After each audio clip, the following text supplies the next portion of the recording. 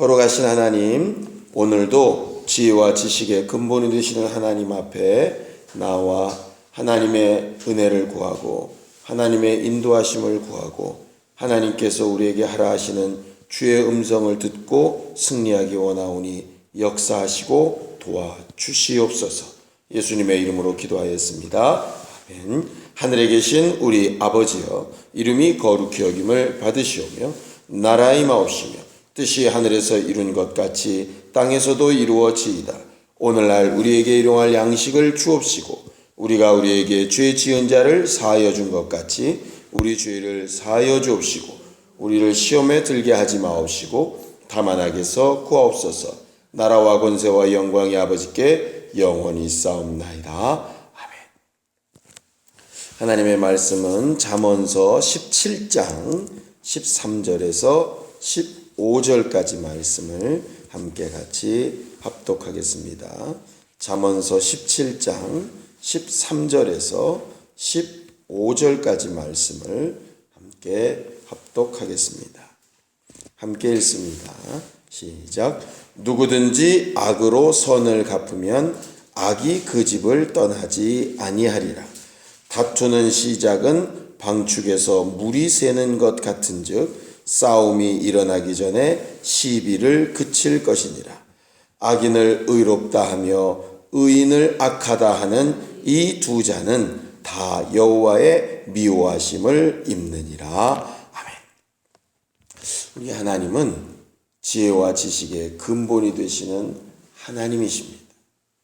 성경은 하나님의 모든 생각과 그 판단은 참되시고 옳다라고 그렇게 말씀하십니다. 율법은 본래 두세 사람의 증인이 없으면 아무것도 하지 말라 이렇게 되어져 있는데, 그 이유는 혼자의 생각은 참된지 참되지 않은지 잘 알 수 없기 때문에 다른 증인이나 증언들이 있어야만 재판할 수 있도록 그렇게 되어져 있어요. 그런데 예수는 자기 자신에 대해서 말씀하실 때 내 판단은 옳다 이렇게 얘기하십니다. 자, 요한복음 8장 16절을 한번 같이 읽어보겠습니다. 요한복음 8장 16절입니다. 요한복음 8장 16절입니다. 함께 읽습니다. 시작. 만일 내가 판단하여도 내 판단이 참되니 이는 내가 혼자 있는 것이 아니요 나를 보내신 이가 나와 함께 계심이라 이렇게 되어 있습니다. 예수께서 자기 자신에 대해서 또 세상에 대해서 판단하시고 심판하실 때 그 심판과 판단이 의로우시고 참되신 이유는 하나님이 함께 하시기 때문이다 라고 되어져 있어요. 그렇기 때문에 우리가 무슨 판단을 하거나 무슨 생각을 할 때 꼭 필요한 것은 뭐냐 하면 하나님께서 함께 하시는 판단이 되어야 한다 하는 것입니다. 우리가 새벽에 나와서 기도하고 간구하는 이유는 하나님께서 우리와 함께하여 주시기를 원하고 하나님이 함께 하시는 그 증거로 우리의 판단이나 선택이 참되고 옳은 것이 될 수 있도록 하는 것입니다.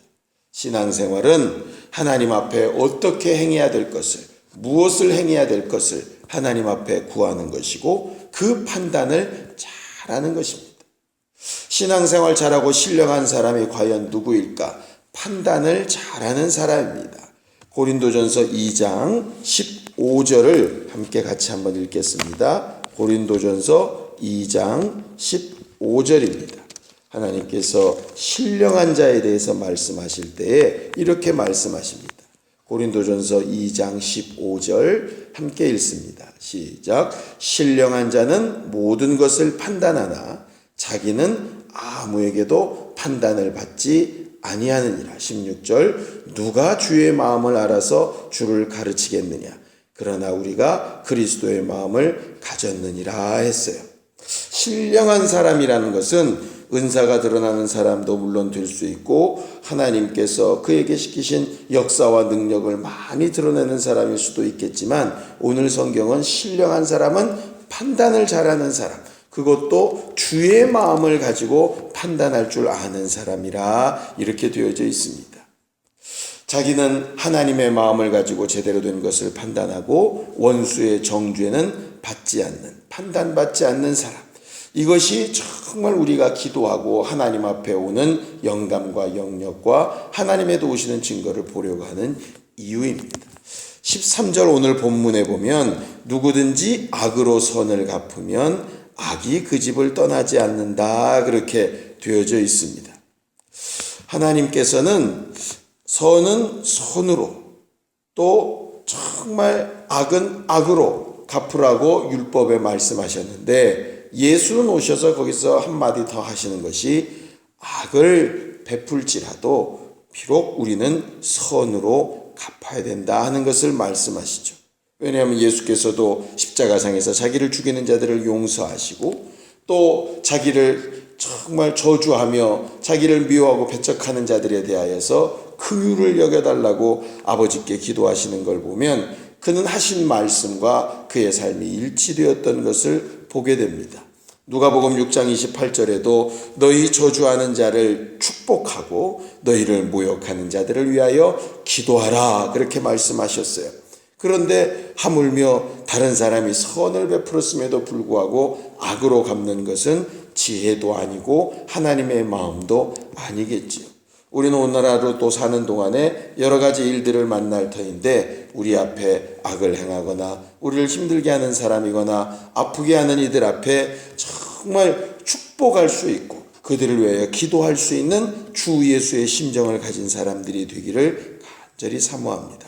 14절에 보면 어쨌든 그런 부분들을 잘 감당해내지 아니하면 작은 일에도 어떤 문제들이 발생할 수 있다 하는 것을 이야기하죠. 흔히 선상생활하면서 시험에 든다, 어려움을 당했다 하는 이유들을 보면 대단히 큰 이유들이 아닌 것들을 이렇게 보게 됩니다. 물론 어떤 문제는 굉장히 큰 선택 때문에 문제가 일어나기도 하지만 실상은 가장 적은 부분들, 특별히 고린도 전서 같은 데 보면 성찬을 하는데 누가 와서 먼저 좀 많이 먹고 적게 먹고 하는 그런 문제 때문에도 시험 들고 어려움을 당하게 되는 경우들이 있거든요. 우리가 한마디 말을 하는 것과 사람들을 돌아보는 것과 그들의 마음을 위로하는 것과 하는 모든 부분에서, 적은 부분에서부터, 그래서 오늘 14절에 보면 다투는 시작은, 문제의 시작은 방축에서 물이 새는 것 같이 아주 작은 부분에서 시작하니 정말 세심한 마음으로 돌이보며 정말로 하나님께서 주시는 기회 동안에 먼저 사과하고 화해하는 것들을 가지고 행해야 하는 것이라 하는 것이죠. 정말 우리가 다른 사람들이 우리에게 좀 잘못하고 연약한 부분은 정말 작은 것으로 여기서 그냥 가볍게 넘길 수 있는 마음이, 또 다른 이들에 대해서는 정말 내가 조그만 실수한 것이라도 그에게 마음의 상함이 되거나 시험거리가 되지 않았는지 돌아보는 마음으로, 그래서 바울이 얘기했던 것처럼 자기 양심을 위해서 사는 자가 아니라 다른 이들의 양심을 위하여 선택하고 사는 믿음의 사람이 결국 지혜 있고 제대로 판단할 줄 아는 사람이 되는 것입니다. 이렇게 제대로 판단하는 자는 하나님께서 사랑하시지만 악인을 의롭다 하거나 의인을 악하다 하는 판단을 제대로 못하는 사람은 하나님의 미워하심을 받게 된다라고 성경은 그렇게 말하고 있지요. 하나님께서 그 아들을 보내셔서 은혜 받게 하시고 또 성령을 보내셔서 하나님의 마음을 알게 하신 이유는 하나님의 마음을 가지고 잘 판단하는 믿음의 사람이 되라고 가르쳐 말씀하시는 것입니다. 오늘 하루 우리가 사는 동안에 여러 가지 일들을 만나게 되고 여러 가지 선택과 결정을 하게 될 텐데, 그 선택과 결정 가운데 하나님의 마음을 가지고 제대로 된 것을 잘 분별하여 판단하며 교회들에게 말씀하시는 성령의 음성을 듣듯이 하나님의 감동을 구하는 사람이 되어서 오늘 한날 우리로 인해서 복을 받고 우리가 기도하는 것으로 인해서 응답을 얻고 또 사소한 일로 인해 시험 든 자들이 위로를 받고 또 시험 들게 하는 일이 없도록, 사람마다 시험 들게 하는 일, 실족하게 하는 일이 없을 수는 없지만 실족하게 하는 사람한테는 화가 있다 하신 말씀을 기억해서 우리가 정말 오늘 한날 지혜롭고 또 지식 있는 좋은 판단력을 가진 신령한 사람들이 될 수 있도록 예수의 한번 부르고 간절히 같이 기도하겠습니다.